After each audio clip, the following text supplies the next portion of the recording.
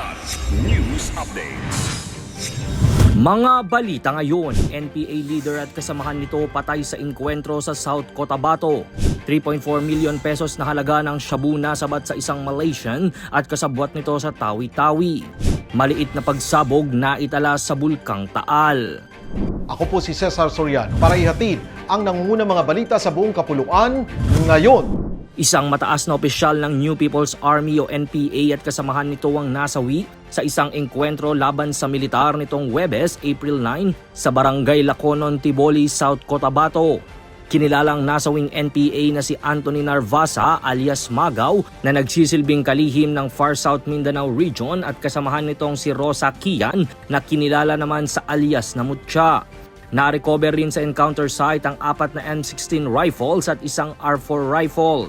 Nagsasagawa na rin ng follow-up operation sa mga militar sa lugar upang matunto ng iba pang tumakas na NPA.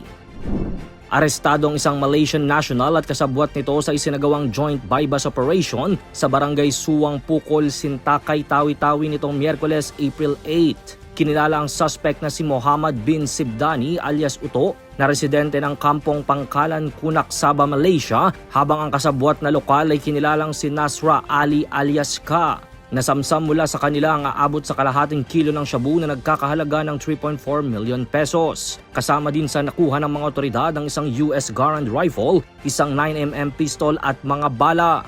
Kasalukuyan ng nakapiit ang mga suspect na mahaharap sa kasong paglabag sa Republic Act 9165 o ang Comprehensive Dangerous Drugs Act of 2002. Isang maliit na pagsabog o minor pre-magmatic eruption ng naitala ng Bulkang Taal kahapon ng umaga, April 9 ayon sa PHIVOX.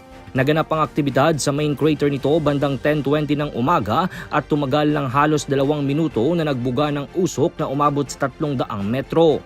Ayon sa PHIVOX, ang pre-magmatic eruption ay nagaganap kapag ang tubig sa ilalim o ibabaw ng lupa ay pinainit ng magma na nagbubuga ng pagsabog ng singaw.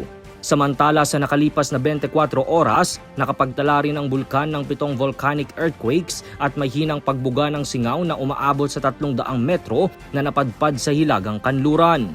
Nananatili pa rin nakataas sa Alert Level 1 ang Taal, ngunit posible pa rin ang biglaang pagsabog, pag-ulan ng abo at paglabas ng mapanganib na gas. Para sa Kidlat News Channel, ito si Jai Reyes, nag-uulat. Ako po si Cesar Soriano, kasama nyo sa bawat pagputo ng balita.